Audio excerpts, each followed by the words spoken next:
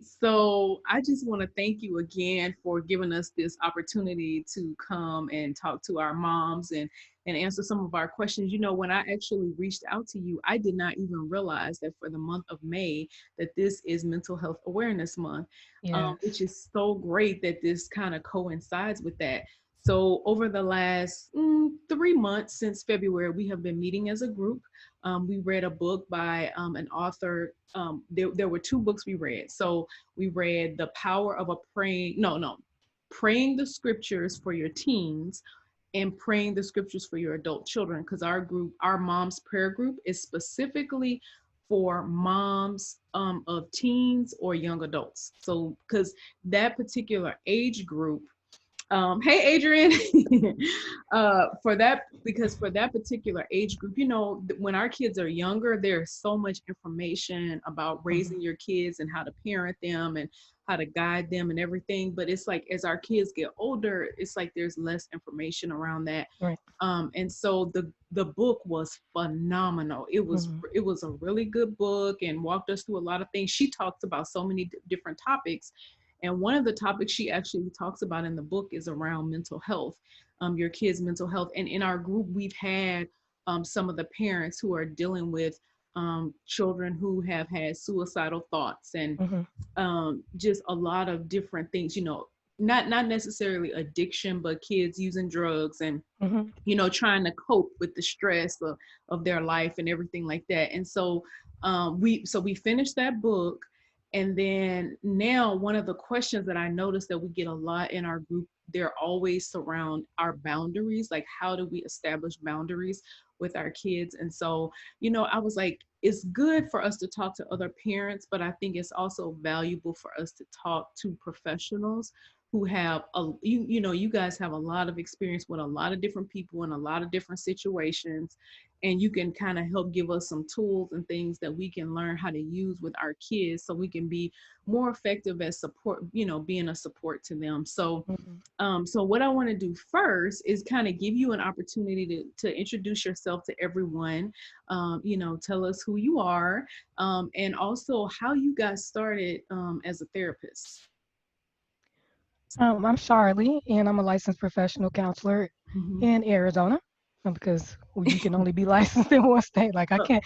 I have people that ask me all the time, "Can you help my friend in Michigan?" No, unfortunately, I can't. So in Arizona, um, how I got started is I was struggling trying to figure out what it is I was supposed to do.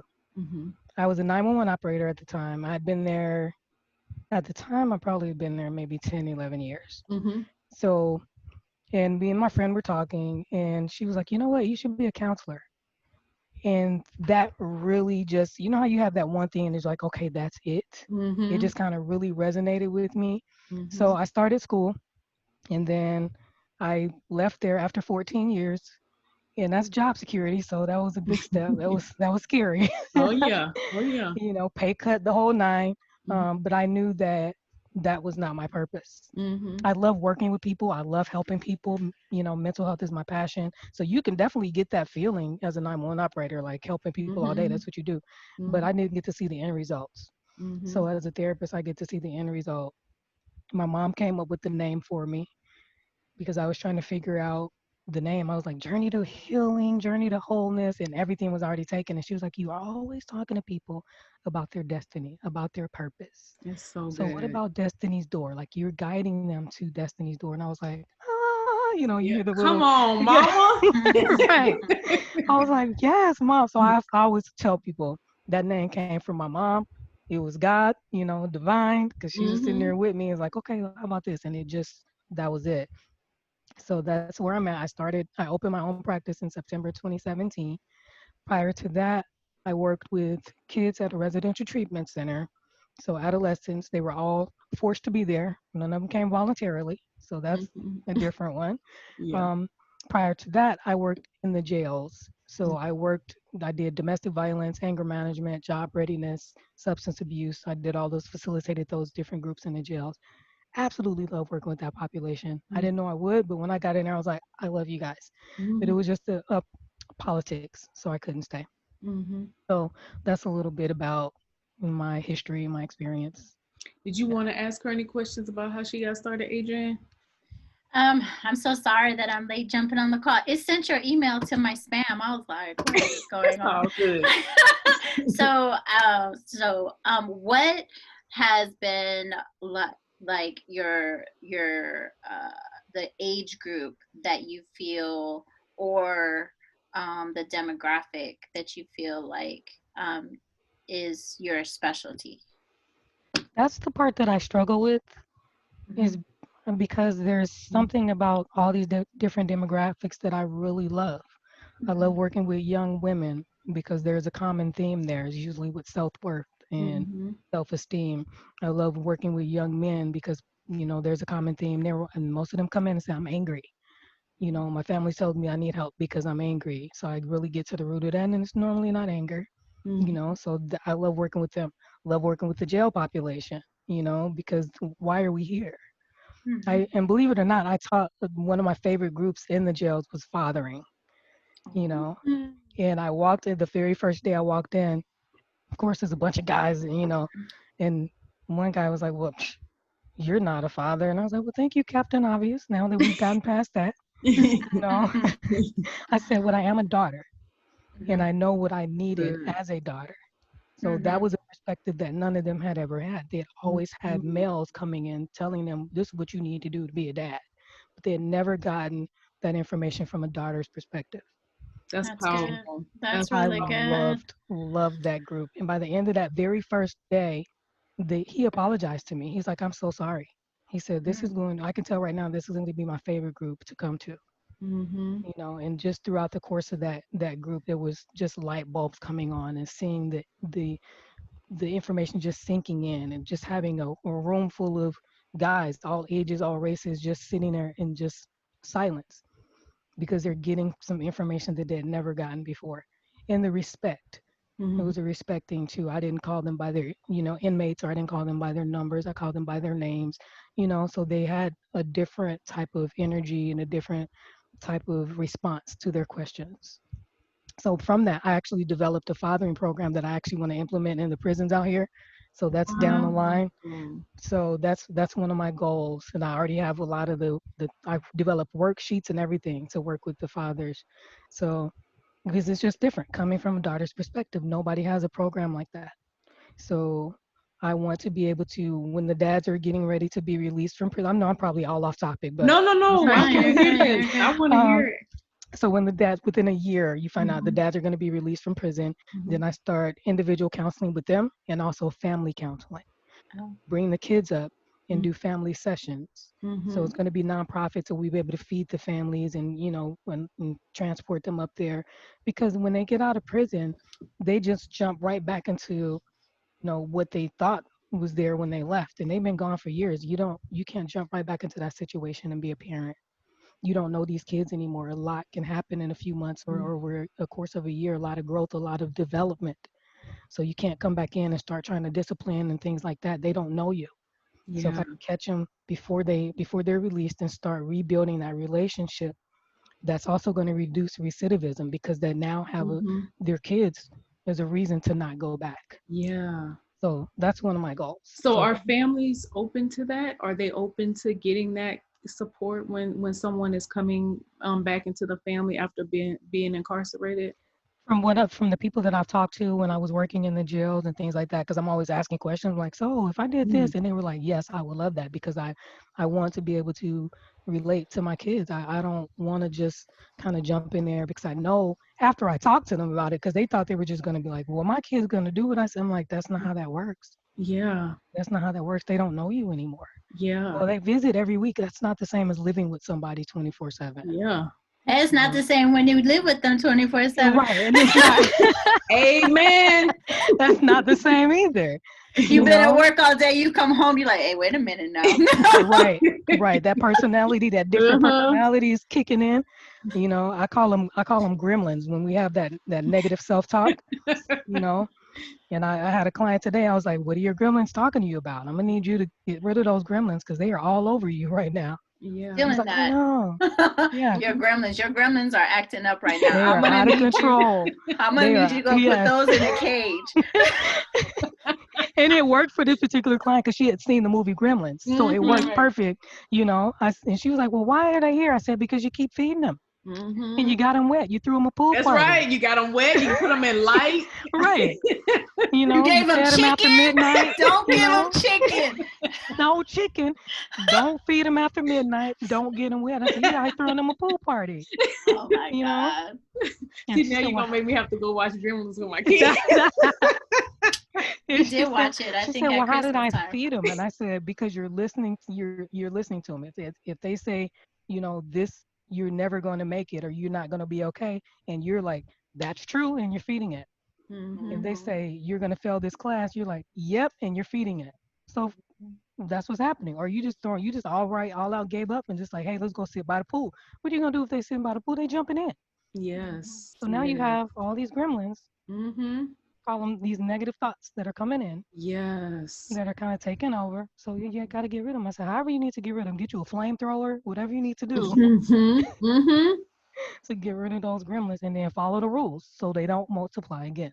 That's so good, Charlie. What That a is great good. analogy. That's, I mean, because it's so visual. Like, especially if you've seen that movie, everything that you're Yeah. saying, it makes Mhm. it so visual.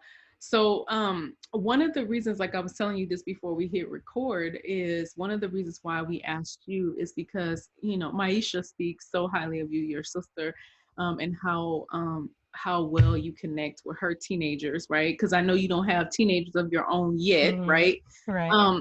So even before I start asking you the questions that we've gotten from the moms, I'm curious, what is it that you feel like as parents, those of us who are raising teens, and then now we're in that mentor stage of we also have these young adults in our home.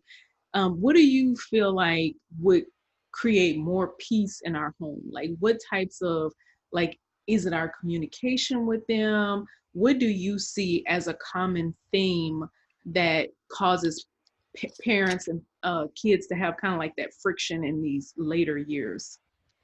The teens are coming into their own. Mm-hmm. That's what it is. It's a struggle. They're trying to find out who they are, where they Mm-hmm. fit in, what their place is, what their purpose is. They have all these questions, and they Mm-hmm. get frustrated because they're not getting the answers.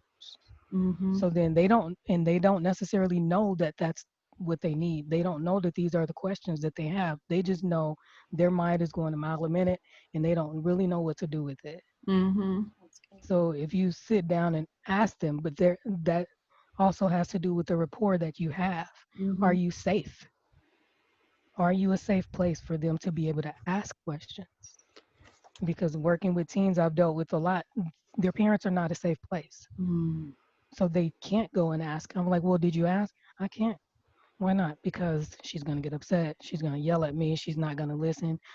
She doesn't hear what I say. She jumps to conclusions, that type of thing. Mm-hmm. Could you just talking about that? Because sometimes, like, I just want to know, like, what is your definition of a safe Yeah, I place? was wondering that too. Because like people hear that word, like, oh yeah, I'm a safe place. I ain't kill Hmm. them. Right, Right, exactly. right, right. Yeah. Did you die? No. Okay, then I'm That safe. is, but so let's just get the official definition. Yeah. A safe place there has to be a good balance. Hmm. There has to be some consistency. So by balance, I mean That's you good. can be their friend, but you also have to be that authority figure. Hmm. They don't need you to be a friend 100% of the time, and they don't need you to be an authority figure 100% of the time. Mm. So I use the example because I was training another supervisor at my job, Hmm. and one of my team came in and they were telling me something that happened at home, and I'm joking and having a good time with them, and then the other supervisor was like, you can't be friends with them and be a leader at the same time. I said, you absolutely can. That's the only way to be. You can't be just hardcore all the time. You do what I tell you to do. And I said there's a balance, but there are some people that think they can't be both. Hmm. So you have to have the ability to be both. You have to be that leader and you have to be that friend, because a good leader is also somebody that you can go and talk to. Hmm. A good leader is not only somebody you're going to go to for direction all the time, but a good leader is going to be somebody you can have an open communication with. You can tell them what's going on in your life, and they're not going to feel judged. So a lot of Yeah. times when you're talking about that safe place, Mhm. they have to have the ability to come to you and say, I, I, I think I'm depressed. I think, this person is doing this, or I don't feel comfortable with this, and you not automatically jumping into judging or getting upset or being afraid because you don't know what to do with that. So a lot Mhm. of times because we're afraid and we don't know what to do with it, we shut it down. We're like, okay, well, I'm depressed. Well, okay, we'll just pray about it. That's Mhm. that's not how that works. I mean, that's good. You do want them to pray about it, but you Of course. also, want to be that ear. You want to be Mhm. able to just listen and not automatically be a problem solver. So Yeah. it's kind of the same as in your relationships that Mhm. that saying Mhm. um, women are spaghetti and men are waffles. Mhm. So it's kind Mhm. of like that. Your kid might be needing to just vent. They might not need a solution. So sometimes just listen for a while before you start talking back, before you start responding to find out what exactly it is that they're asking or what exactly it is that they need from you. Sometimes they don't know what they need, but it's about listening. It's about paying attention to what they're not saying. Yeah. Yeah. So just being a place where they feel okay saying, Mom, Dad, I feel depressed, and you not jump. Oh my God, what are we gonna do? Oh Jesus, what Yeah. we gonna do? Don't panic, Yeah. because if you panic, you're not a safe place. Yeah. If you shut down and you start crying immediately, you're not a safe place. Mhm. So there has to be a balance. It's okay to get teary eyed and cry with your kid, especially if they're going through something like that. Mhm. But we don't want to go all out like, bawling and ugly face crying, because now you're hurting and now they have to protect you. So if I tell mom or dad this Right. again, or if I talk to Right. them about this again, then Mhm. they're going to be hurt. So I can't talk to them because I don't want to see mom or dad hurt. So there has to be a place where you can be consistent. You regulate your emotions as well. Mhm. You should know how to regulate your emotions better than your kids do. Mhm. You know what? That is one of the things I will say over the last almost 19 years of being a parent. That has been a constant training of my own emotions, Hmm. getting a grip on my own fears. Because, like you said, when your kid comes to you and tell you something, sometimes your first reaction is, "Oh, what do you mean? What do you mean you feel Hmm. depressed? What do you mean you feel sad?" It's like that's your fear. Calm Right. down. Like I, Right. I have had to catch myself so many times doing that, Hmm. uh, like getting my own emotions. But I'm not gonna lie, I didn't learn that until my kids were much older. Not it was while they were teenagers. It wasn't when they were younger. It's not something that we're normally taught. Mm-hmm. So what we tend to do is we model our parents' behavior. Mm-hmm. So that's one of the Yes. first questions I ask when people come to me and they're like, I'm angry and I'm this. I'm like, well, how did your mom respond to anger? Mm-hmm. How did your dad respond to anger? Mm-hmm. And it's usually one of the majority of the answers are they got really angry and they would yell and they would scream, or no, they didn't. They were never angry. That's a problem also, Mm-hmm. Mhm. because you're not showing them that yes, I can get angry, but this is how you deal with anger. Instead, you're not showing them any emotion, so then they're afraid to show emotion. They're Mhm. going to just tuck it. They're going to suppress it because it's not okay for them to talk about emotion or demonstrate emotion because you didn't demonstrate emotion. So they really don't know what to do with it. So again, not a safe place. Mhm. That's good. So you have to be okay with showing emotion, all emotion, because we typically show sad, mad, and glad. Those are the three. We really don't deal with disappointment. We don't deal with shame. We don't deal with regret. We don't deal with fear. We go sad, mad, and glad. Those are the three that everybody knows how to deal with. Mhm. That's But they true. don't understand that there are so many more emotions out there that they can kind of work through and process through, and they need a model. When we talk about inheritance, people usually think inheritance is financial. They say, you're supposed to be able to leave an inheritance for your children. It's not only financial. What kind of emotional inheritance are That's you leaving for powerful. them? Wow. Right? What Wow. kind of mental health inheritance are you leaving for your children? Yes. That is one of the main issues that I have with adults coming in, because I'm always going to go back, because you're not here because of something that happened yesterday. You're not in my office because of something that happened yesterday. What happened 15, 20 years ago? You didn't get here overnight. Majority of the time when somebody comes into therapy and they kind of push it off like it didn't have anything to do with my childhood. Yes, it did. You are exactly who you are today because of your childhood experiences. That's how you got to be who you are. It molded you, it formed you, it shaped you. Now, whether you took the good from it, whether you took the bad from it, there's something that you are modeling, something that you are, or you're going the opposite end. Mm-hmm.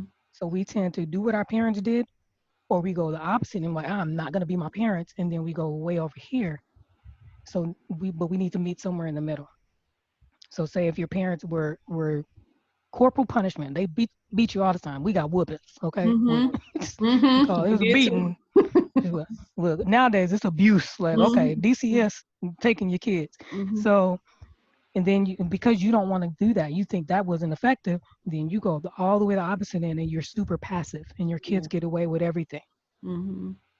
So you got to be able to find a balance. And don't beat on your kids, but don't be passive either, Yeah. where they don't have any type of boundaries or any type of consistency, because I'm not going to be my mom, I'm not going to be my dad. It don't take all of that, but Mm-hmm. now your kids are running over you. I was listening to another therapist, and she said that neglect is a form of abuse. It is Yeah. absolutely, Mm-hmm. absolutely.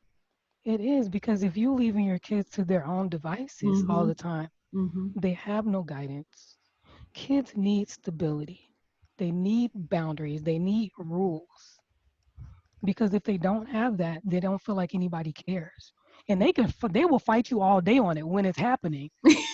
They will. Look, Yes. you be like, okay, I'm drag you out of here by your hair right now because you, oh, Jesus, you be calling down all kind of angels and everything. Come get a Jesus, come get a Lord. But although they fight you in it all day, they actually need that, because I'm telling you, when they come, by the time they come in my office and they were left to their own devices, they are devastated. Well, apparently they didn't care. They Mm. let me eat whatever I want. They let me run the streets all hours of the night. They never called to check on me. They So my takeaway from what you said, because it actually leads us right into talk. Oh, did we lose her? That's what I was like. What happened? Okay, so my takeaway of what it means to be a safe space is consistency.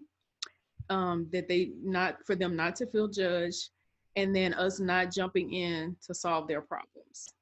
right. So that was my takeaway from what you said about being a safe space. So you actually kind of led us right into our questions that we have for you from the moms. So I'm just gonna go straight down the list of questions that we got. So one of the first questions was, what are proper boundaries once your teen has graduated high school and hasn't left for college yet? And I would say, even if your teen has graduated but they live at home because maybe they're going to community college, like Hmm. what's proper boundaries for that? It's about what you allow in your home. So every home is going to be different. Mm-hmm. Some people are more lenient than others. So if your home is more strict as far as what you consider to be respectable hours Mm-hmm. and things like that, then those are the rules. Mm-hmm. So if you need to be back in the house by 10:30, 11 o'clock, and because that's when you lock your doors, everybody, the house is shut down, then Mm-hmm. it's okay, for them to have to follow those rules. Now, if they don't like those rules, they're an adult. Mm-hmm. So Hit the road, Jack. you don't have to stay. You don't have to stay here. I've gone back and forth with this with my nephew. He's 22, and I tell him all the time, you have a place here if you need somewhere to stay, but you have to follow the rules of my home. Mm-hmm. So he's in a position where he's not used to following rules. His mom didn't set a lot of rules for him. Mm-hmm. So he's used to running and doing whatever he wants to do. And he's like, well, I'm not 14. I said, no, but this is my house. Mm-hmm. So if I you come to agree. my house, then these are the rules that you have to follow. So he doesn't come. Yeah. And I So think there's that like excitement for them because they're like, oh, Right. I graduated high school. I'm Mm-hmm. Hmm. grown. I'm Mm-hmm. grown. Everybody, announcement. Right. Oh yeah, the whole world Grown gotta know. person. I tell my kids it's levels to being grown. There's It's Right. levels levels. to this. Right. If I'm still paying for anything, Exactly. That's what I'm you saying. you are there's not grown. grown and then there's grown and you ain't Right. grown yet. Right. Exactly. This is my house. When you move out and pay rent, then you can have whatever kind of rules you want to. But while you're here, then these are rules. Just like you like things to be a particular way. Mhm. You want the lights off when you leave the room, and when you go and you live in your own house, you can leave all the lights on you want to. Mhm. You got to clean up the kitchen. You can't. You got to clean up behind yourself. Those are the rules of your home. Just the same way with those other rules, That's so 18 or not. funny. I would say Mhm. that's so funny. It reminds me because when I was a kid, my mom had a temperature she set the AC at in the summertime. Mhm. Mhm. And I said, when I'm grown, I'll put the AC on whatever I want. Whatever. Mhm. Yes. And Mhm. now that's what they cry about because I'll say, do not touch this. it's Don't touch as it. at My night, dad it's used at to tell us, I 78. pay the cost to be the boss. So Exactly. And that still works whether they're in college or not. If you were in college and you living at home, I lived with my mom. I left for a little while, then I came back and I had rules to follow Mhm. until I got tired of the rules. I was like, you know what, I'm grown. I ain't got to listen to this. And then I and And then then I you moved. left, right? So let's okay, so I agree with everything that you're saying. However, is there a point where as a parent it's kind of like you are ego tripping, like, or you don't think so, like it's your house, it's your rules, and that's that. I mean, it depends. So if it's something like clean your room every day, Mm-hmm. is that really necessary? Right. Yeah. Or can you just clean your room on the weekend? Shut that Because I door. I'm shut the Shut the door. you I just know don't because want to see it. I have some OCD features. People tell me sometimes that I'm hard to live with. I'm like, okay, I get it, but it's my house, so whatever. Mm-hmm. But but can I compromise on some of those things? I absolutely can. I Yeah. can, and I know I can. So is this something that you really just there's no compromising? So curfew. Yeah. There is just a respectable hour to Yeah. come in the house. Yeah. So, but cleaning the room, like there's different. You said different levels. Mm-hmm. So it's not always an ego trip. It's you like things done a certain way, or there's certain things that you can compromise on that it's okay to be kind of a little more lenient. So when I graduated high school, my mom did give me a little bit more of a curfew. She Yeah. was like, okay, you can come in at this time now instead of Mm-hmm. this time. I was like, oh, okay. I still felt grown, but Yeah. we Yeah. had a lot of restrictions. We had a lot of restrictions because we grew up Pentecostal. So Yeah. I So went and got my ears pierced on my 18th birthday. I was doing something. I was really grown then. right. You was like, hey, it's time. It's time. So do you feel like as a parent, would you have like a meeting with your 18-year-old, 19-year-old and say, hey, I know you're about to graduate and I know that this is our relationship is gonna change somewhat. And I want us to have a conversation right now so we all know what the expectation is. Um, Absolutely. okay. Okay. Absolutely. Have those expectations because you cannot, get on them about something they don't know. Mm-hmm. That's right. That's right. You Yeah. can't be like, no, I didn't. So if I've already talked to you about it, then one of my favorite lines is, "This ain't new information to you." but it, Yep. We talked about this. right, Yep. we've had this conversation. This ain't Mhm. new information, but Oh, you can't, I like get that. on them about something they didn't know. So put all those expectations out there. If you have a kid who's forgetful, or they're like, I don't remember you said that. Write it down. Get a contract up. I'm like, okay, Mhm. look, just That's in good. case you have one of those memory lapses, then we're gonna put it right here in writing So as a reminder. what would a age appropriate consequence be for an 18-year-old who you have established your curfew and we don't even use the word curfew in our house. We just say, we Mm-hmm. want you to be home by this time. If you're not, I need a phone call, a text Mm-hmm. message, something. And let's say that child doesn't do that, right? What do you think in terms of how you establish consequences for someone who is older, because they're not 15, we're talking about 18-year-old now. So what are some you think reasonable consequences for that It's age? gonna d- it's gonna depend on the kid. Okay. So, like their developmental levels are gonna be different. Mm-hmm. Their cognitive, like how they understand things, are gonna be different. Mm-hmm. Personalities are different, so how they respond to things. So, for example, my brother, Mm-hmm. you could beat that boy all day, and he's Yeah. gonna walk back out and do the same exact thing he just got a beating for. So that Yeah. wasn't punishment for him. He's like, Yeah. well, it was worth it to him. Yeah. But if you send him to his room, it was one of the worst things in the world to isolate him. Mm-hmm. So it's gonna depend on that particular kid what works best for that one. So if it's a consistent thing, like if it's a one-time thing, they're gonna test it. Oh yeah. That is what they're gonna do. They're gonna like, Yep. okay, let me see. I know they said this, but let me test it a little bit and see if that's what they actually meant. Mm-hmm. That's how they learn. That's Yeah. how they learn what their actual boundaries are. That's how they learn how far they can take you. When you mentioned power struggles, Yeah. that's how they're learning you. They're learning, are you is mom and dad consistent? Are they really gonna do what they said they're gonna do? So they're gonna test the waters a little bit. Now, if it becomes they testing every day the same thing, then there's where the consequences come in. Yeah. So then it's consequences like, okay, they keep staying out later than they're supposed to. Um, do you take the key? Right. To the yeah. So Yeah. they can't just have free reign in your house. Like you're not gonna come in here anytime you want. Yeah. We've had this discussion. Yeah. So now you need permission to come in and out of the house. You Yeah. can't just come in whenever you want to because you're being disrespectful to my home. And don't you feel like, so our it doesn't matter how great your kid is, at some point they're going to test the boundaries Hmm. of the relationship, right?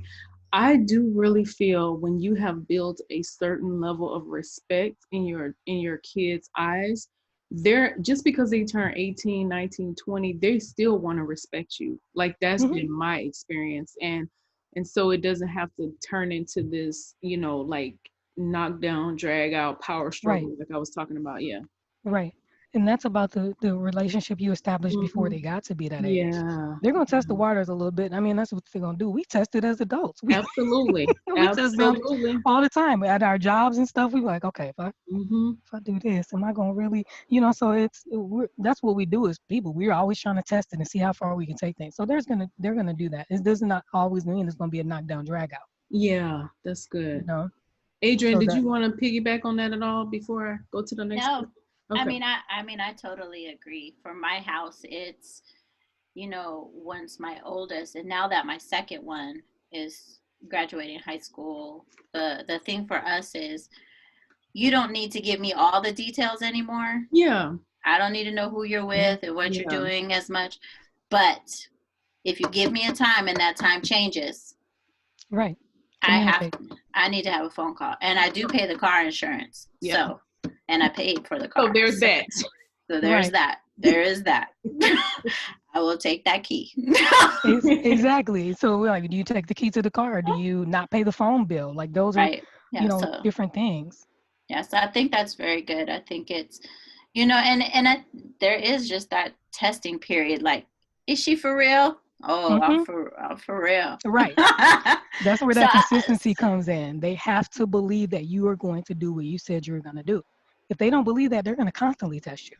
yeah, I can be a sucker though. I'm a softie for my boys. So there's days they know it too. Like, oh, she's in a good mood today.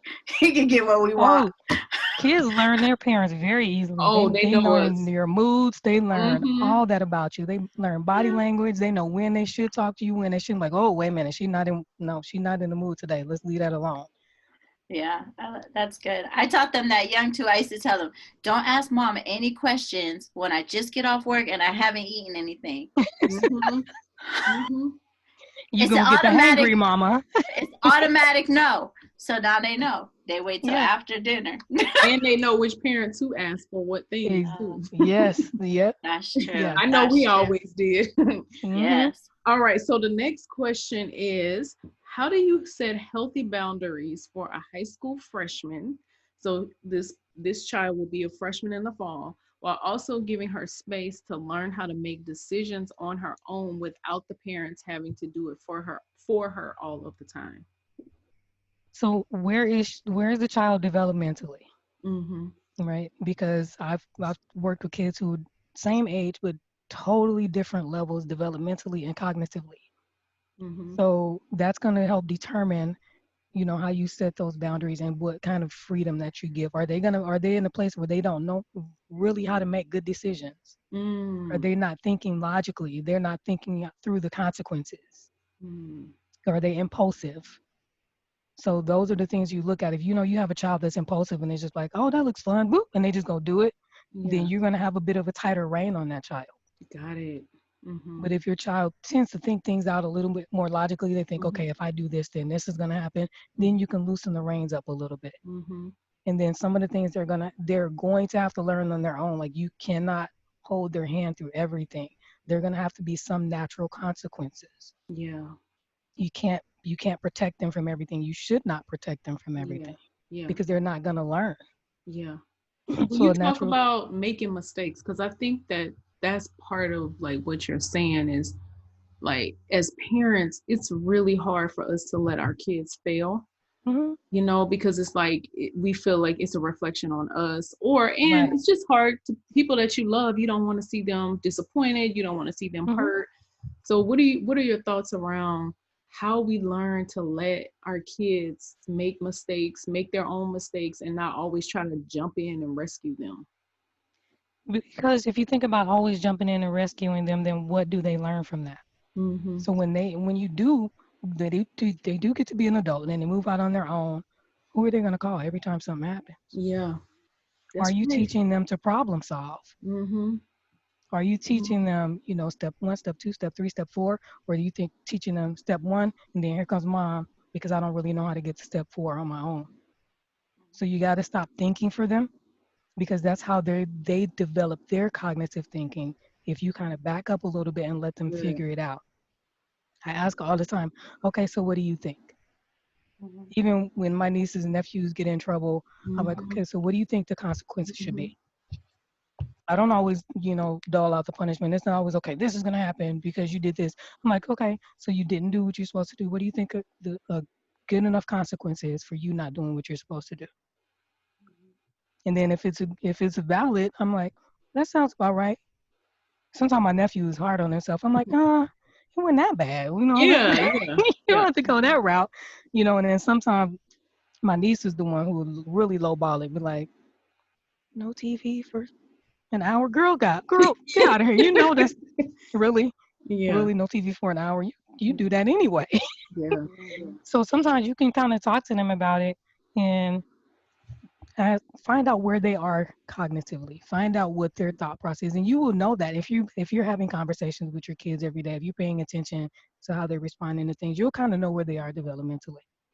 I So. really like thinking about that in that way. Like, where are they at cognitively? Because I do think that sometimes we stunt their growth, their Mhm. maturity, because we do the thinking for them. Right. And I know as parents, we talk a lot. Like me and Daniel, we are the king and queen of lecturing. Oh my Oh, my goodness. dad was. Sometimes I'll be like, "Shut up" to myself, I'd and be it's like, like, can I Yeah. just get the spanking? Can I get Yes, the that's how I was with my can I dad. I'm like, get just whoop me because this is too much. I can't. Yes, my dad was Kendra because he would say, "Do you want the spanking or the lecture?" I was like, "Ooh, whoop me Whoop me, now, because this please." lecture gonna go on for about 3.5, 4 hours. I could have been outside playing. I could. I Ooh, know I could have got the spanking, cried right. for 30 minutes, and And been then been about my business. been going about my business. Yes, yes. Sometimes that. Lived with but Kendra when I was a kid. but like you said before, my parents lectured us. So I mean, Mm-hmm. they talk to us, which I love because I think that's important. But at a certain point, it's like, good Google Moogle, can we Yeah. move on with our lives? So it comes to a point where you're talking at them and not to them. That's right. That's right. So That's at good. some point, they're not hearing anything you're saying anyway. They We zoned just out a repeating long time ourselves, ago. Right. just So saying the same thing. you just talking to be talking at that point because attention span is only so long. And now they having dance recitals in their head and all this stuff, and they have nothing to do playing video games in their head, nothing to do with what you're talking about. That's You can so see good. it. It's like this. It looks like this. They start looking away from you, looking Hmm. over your head, over your head. Oh You're no, like, You like the I can be checked looking out. right at Charlie you. Brown. I could be Checked looking out. right at you, and all I hear is womp womp womp womp womp womp womp. Womp. Like you would have Yes, no idea that I'm in my own world. checked out. Because, Mhm. Okay, so so yeah, next. sometimes Oh, instead of just talking ask questions. You'll find out where they are. You'll find out what level they are. Because my dad used to make us do logic problems, so he had us doing logic stuff since we were little, or he would why us to the end of time. Like, Dad, can I have some money for penny candy? Why? It's candy and I like it. mhm. Why? Because it tastes good. Why? You're like, okay, I don't know what else you want me to. So he would always making us think, always constantly making us think. So this is how we are. We're logical, you know, step one, step two, step three, step four, step five. Like that's how me and my sisters and brothers, that's how we are. But you have to find out where your kids are. Yeah. Every kid's gonna be on a different level. So it's not necessarily a bad thing. Yeah. Yeah. It's just they're on different levels. And you have one kid when they're 13 is you think you got this. I'm like, I don't know how to deal with a 13-year-old. You got a totally different Mm-hmm. kid over here. Like, wait a minute. I don't have to deal. What is this? This is a different. You both 13, but this is not the same reaction. They're not the same emotional. Their emotional development is going to be different. Yeah. So good. To just to think about it in that way is like where they are cognitively is something I think is important. So another question is, what about, so we still talking about high school kids, what boundaries should we have around random phone checks? So like if your kid is in high school, um, what are your thoughts about phone checks? It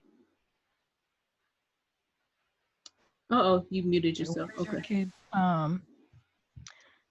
developmentally, cognitively? Can you trust them? Mm-hmm.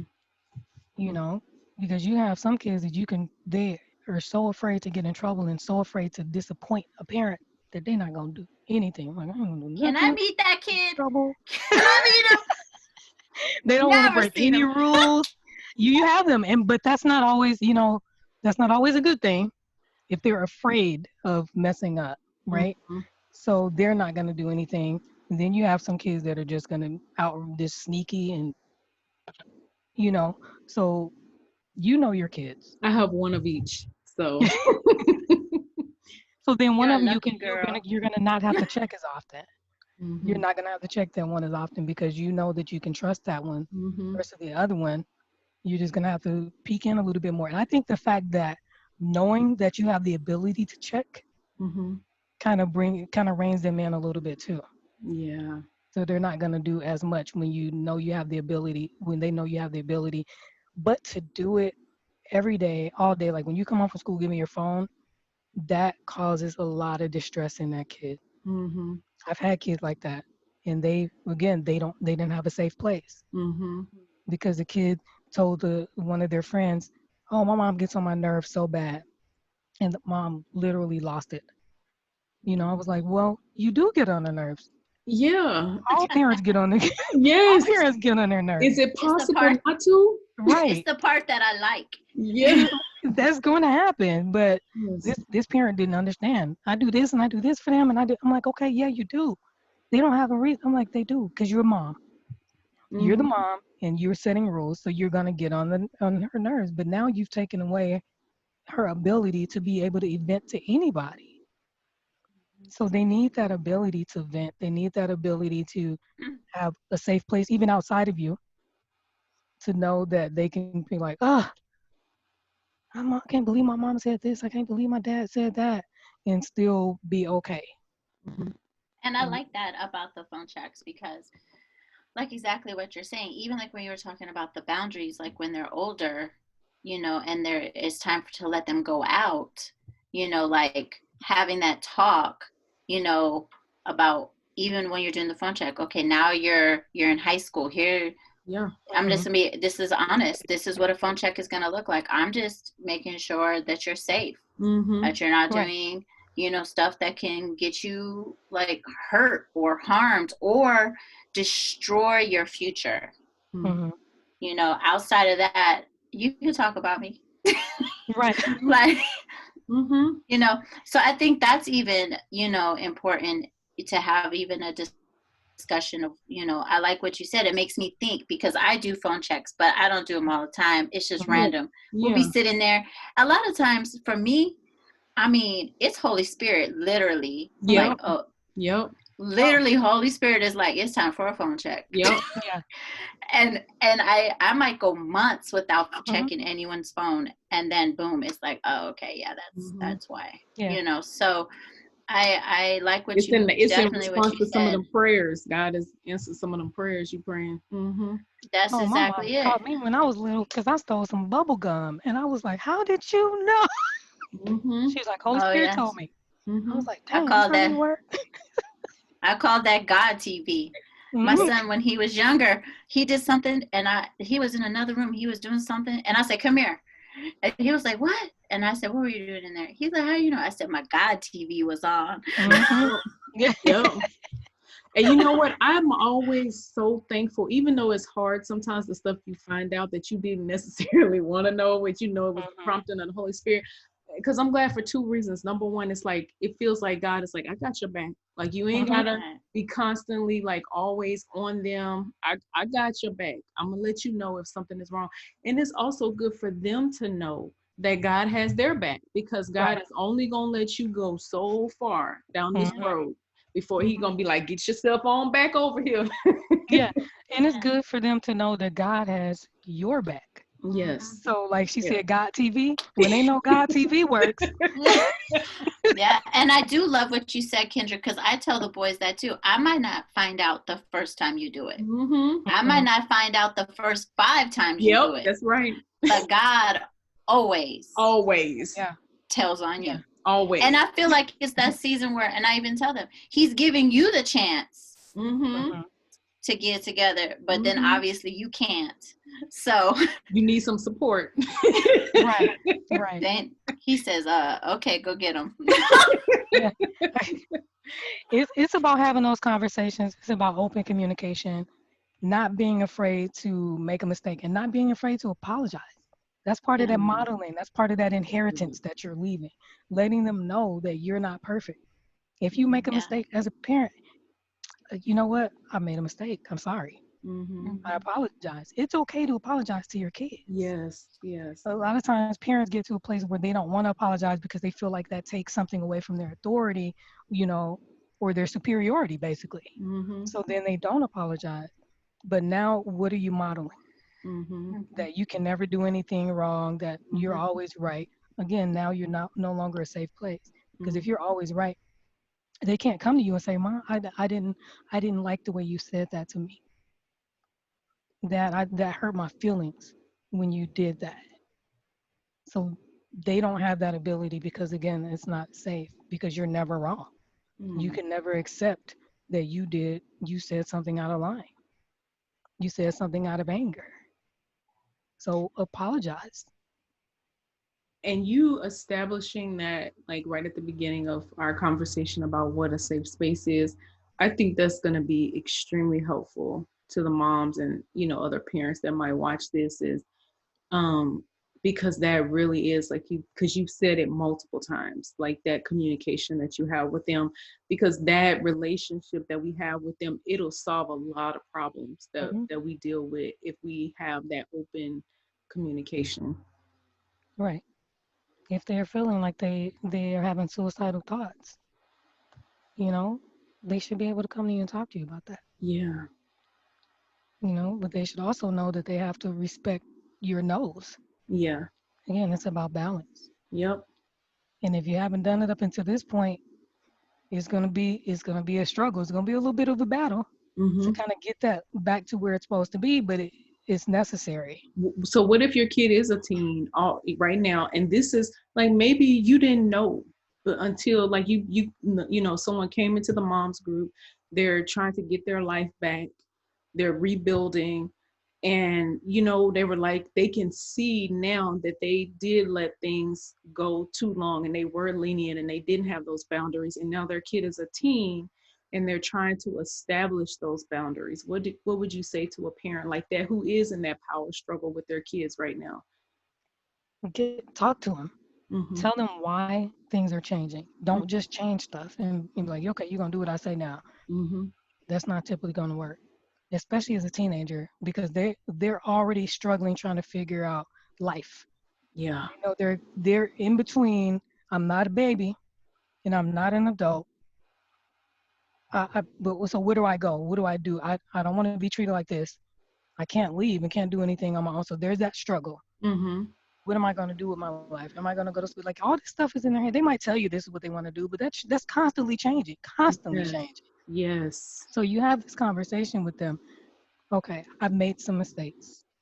I feel like I should have done better by you. Mm-hmm. I told my nephew that. I was like, I could have done better by you. I should have done better by you, and I'm sorry. Mm-hmm. So being able to say I should have done better, Mm-hmm. I could have done better, but I'm doing it now. Mm-hmm. So I know it's not going to be easy. Change is not easy, but it's necessary. Mm-hmm. In order for us to have a better relationship, in order for us to grow, this change is going to be necessary. You're not going to like all of it.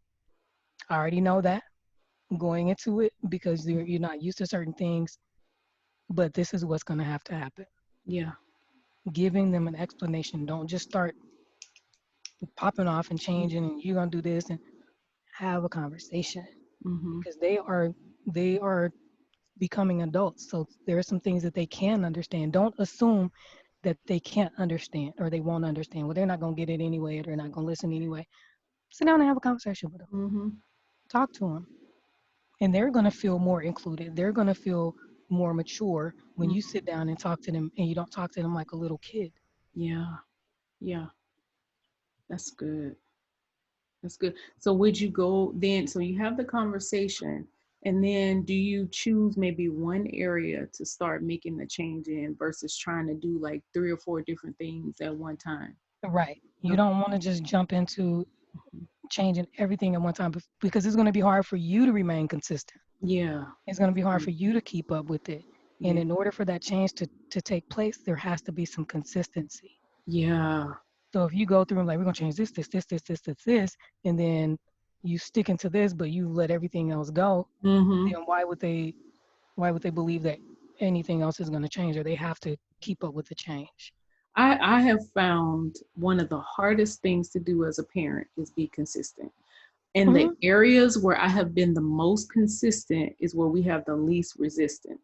So like when it comes to church, our kids know we going to church. Hmm.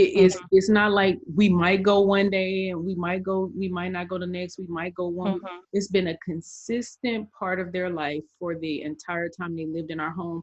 So we really have not ever had a struggle around church. Now, do they want to go every Sunday? No, but they know Right. they're going, right? Right. But other areas where we have been inconsistent, then those are the areas where we're constantly like having meetings and conversations and Hmm. because they're not used to seeing that consistency. So that's I can definitely see what you're saying in that. Yeah, because they don't know what to expect. Yeah. Yeah. So like even with the consequences, if you do that again, then this is going to happen, and then they Hmm. do it again and it doesn't happen, Yeah. why would they not do it again? Because they're like, okay, well, She they it said this got was going by to this happen time. anyway. So yeah. Exactly. Yeah. But sometimes that's scary as well because not knowing what to expect as a kid, not knowing what's coming next, they need some type of control. They need some type of border or boundary, Yeah. you Yeah. know. So not knowing what's coming next can also be a scary thing Hmm. because then now they're kind of creeping. Like, okay, do I do this? Do I not do it? Do I do, you know? So again, that's part of consistency. So as parents, again, modeling, you have to model the behavior that you want to see, you want them to see. So then if you have to set reminders for yourself, if you have to do that, if you have to put a reminder on your phone and say, this is what I said I was going to do, or then do that because they need to see that consistency. Mm, That's that's good. good. That's That's good. good. Okay, I have two more questions. What are your thoughts around how much freedom do you give to your teen about their own medical choices? For example, like birth control pills, for regulating their menstrual cycle. And this is even something I remember. This isn't my question, but I remember when my daughter was in high school and she had multiple friends that were like, you should just get on birth control because it'll help your periods, because her periods were very painful and they were, they were 21 days one month and then 28 the next, and it Hmm. was just like a lot of that. And so there's a mom in our group who has a similar situation, where you go to the doctor and the doctor wants to give your child all these vaccines, and they are like, oh, I'll put them on birth control, it'll help regulate her period. And your teen wants to do this, but you and your spouse don't necessarily want to do it. So how much freedom do you give your teen to make that decision for themselves if this teen is like 16, 17 years old? Now, what's the reason for not wanting to do it? The Pro- parents? for the parents not wanting to do it because they see themselves as more like naturalists, like they don't want her to have like these chemicals in her body. That was actually our reasoning too, like Hmm. just thinking about her putting Artificial hormones and stuff. artificial things in her body, like, okay, what's the long-term effect of that going to be? So what kind of conversation would you have with your teenager around how much freedom you would be willing to give in that area? Well, I would go with how bad is it for her? Yeah, yeah. Because I know it could be you would want to curl up in a ball, not do Mhm. anything with your life. Mhm. So, is Mhm. it devastating? Is it because I get migraines? So I'm like, is it bad because I'm gonna do whatever I need to do to get rid of a migraine? Right. So is it worth her continuing to suffer through that Yeah. because you don't want that type of? Well, we don't really right now. We don't know the long term consequences. Yeah. Yeah. Birth control has been around for a really, really long time. Mhm. They, I haven't heard anything really negative about it. So do some research. What is the natural um, replacement? Mhm. Do you have something to replace that with? Got it. Because you got to come with a solution. You don't Mhm. want her to do it, but what's your solution for it? Yeah, that's good. Your solution work. If you don't have a solution, you're not really gonna get a good response out of her. Mhm. Because you're telling me you don't want me to do it, but you don't have a solution for me not to go through this pain and through Right. this discomfort. Right. So have that solution ready and say, hey, can we try this alternative first? That's what I would come with an alternative first. If this alternative works, would you consider it? And give her the information. Let her read up on it herself. That's good. So you're really saying like let her be a part of this decision because it is her body. Hmm. And if you really feel that strongly about it, then you got to be willing to help her figure out what another option would be. Right. Yeah. Need an alternative Yeah. because she's going. If you're telling me I got to stay in pain Mhm. and you don't have an alternative for me, Yeah. then there's going to be a lot of resentment. Yeah, that's right. That's good. That's really good. Oh, I'm loving this so much. Okay, so this is our last question. I feel sad. I have enjoyed talking to you so much. I Um, love talking about this, so I can go all day. okay, so this is the last one. This is actually about a daughter who's in her 20s. So this is Mhm. an older adult, child. And she basically moved away and now she came back home, probably because of this quarantine situation we got, right? And she expects the same responsibilities as my 16-year-old. She was given a deadline to get her own place. Mhm. Now I'm feeling a little guilty because I have the space and the means to care for her, but I want her to live her own life. So what would you say to that mom? What do you mean responsibilities like chores and things in Yeah, the yeah, house, or like chores. Like she wants her to, like, you're back home now and you live in this house, so you need to have some type of Mhm. responsibility for taking care of the house or whatever. mean, well, this is where the little bit of petty me would come in. And if you want to be treated like a 16-year-old, Mm-hmm. but you're not, but if you Come on. want the same responsibilities as a 16-year-old, then I'm gonna push you backwards to the 16-year-old rules. That's good. Because we talked about earlier the rules in the house. It's my house. It's not ego tripping, but you want 16-year-old stuff, then let's go with 16-year-old rules. Gotta Mm-hmm. be in the house by 9 o'clock. I'm checking your phone. Mm-hmm. Like, this is what you Mm-hmm. want, right? This is what you asked for. But that's that petty side of me that'll come out. I'm like, you asked for it. You want the same responsibilities as your younger sister who's not an adult yet. You're an Mm-hmm. adult. Mm-hmm. So you can't have it both ways. That's good. And either I can have all the space in the world in my home, but does that mean I want you here? Mhm. So then to think about why do you want her to move out other than the 16-year-old? So if she says, okay, I, I'll do 16-year-old stuff, then what do you do? I'm telling you, my dad, I moved home after I dropped out of college and I Mm-hmm. moved home.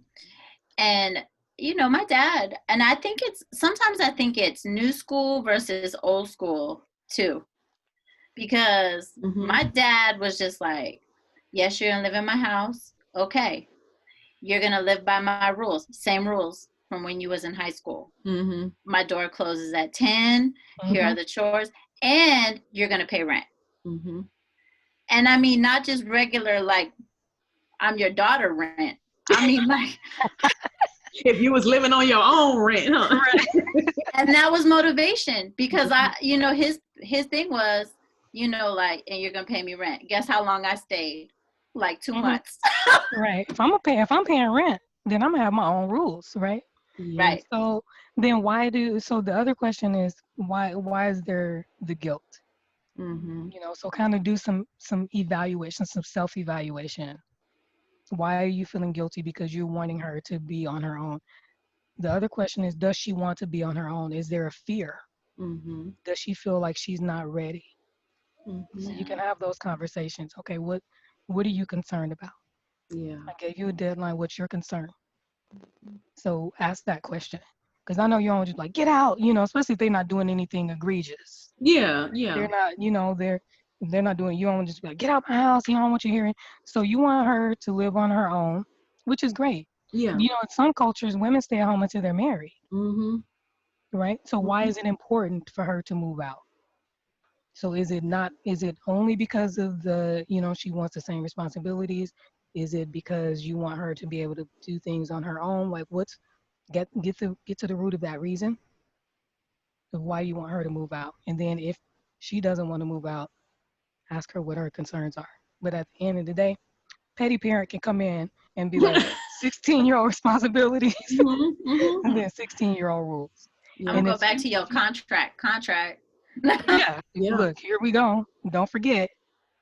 And then once those 16-year-old rules kick in, she's not likely gonna want to stay. And when I hear you say that, like, I don't see that as petty. I see it as basically similar to what Adrian was said about how her dad approached it. It's like you don't want your adult child to be comfortable living at Mhm. home. It's kind of like when you have a baby, they want you to get out that hospital as fast as you can. They Mhm. do not make it convenient for you or comfortable for you because they like somebody else need this bed. We need Right. you to get on out of here. Right. And I feel like with parenting, like it's similar, like as they reach that adult age, it's like you shouldn't be comfortable living at home. You should you know want your freedom. And then like you said, I think that's so good to ask yourself, why am I feeling guilty? And then also maybe what is her fear or apprehension that's keeping her at home maybe longer than she really needs to be there when she's perfectly capable of living on her Mhm. own. So And you know She what might I not feel think like she's about? capable. The thing that I feel like you shouldn't feel guilty about wanting to move on to the next phase of your life yeah, yeah. as a parent. Because Mm-hmm. I'm looking forward to 50. I Child, had, we child, planned from the beginning that everyone would be gone when I'm 50. child.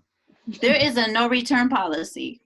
Right. You got plans for that room when they move out. Like, Right. Girl. I'm looking forward to 50. And I, I think that could be even part of it, is just feeling guilty about wanting to move out of the parenting phase. mm-hmm, Yes. wanting your space. Whew. Yeah. And there's nothing wrong with wanting to move out of the parenting Nothing at phase. all. Girl, you paid your time. Yes. Look, you have paid your Yes. dues. You raised them to be. Look, she went to college. That's a lot more Yes. than a lot of people can say. Yes. So you have Yes. raised an adult. You have raised her to be productive in society, which is what Mm-hmm. we want, right? Mm-hmm.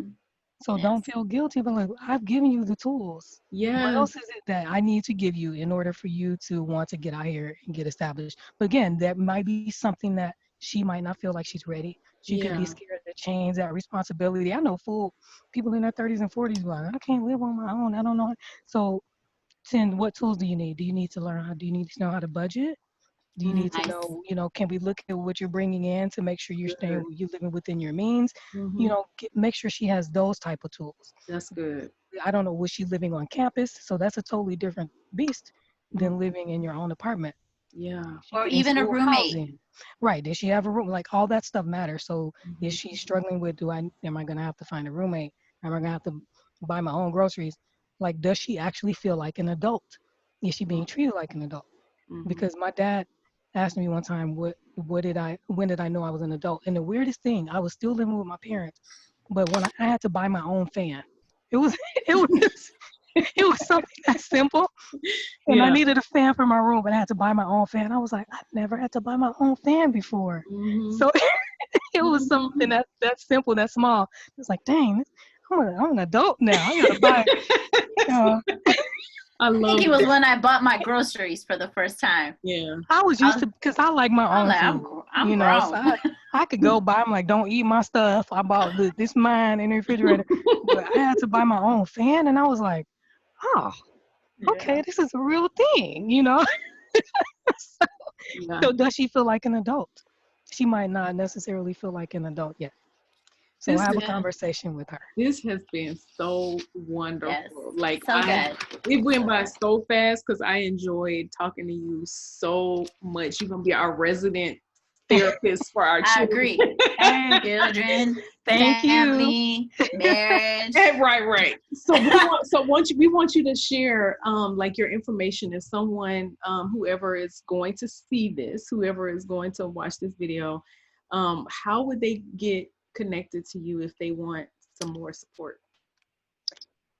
There's a different way. So you can go to my website. You'll see the other people on my team as well on my website. It's destinysdoorcounseling.com. Mm-hmm. Shout out to Phil Carr. He did my website for me. Um, email. Well, all the contact information is on there, so it's easier to go on there and just contact me. My phone number is 480-788-0877.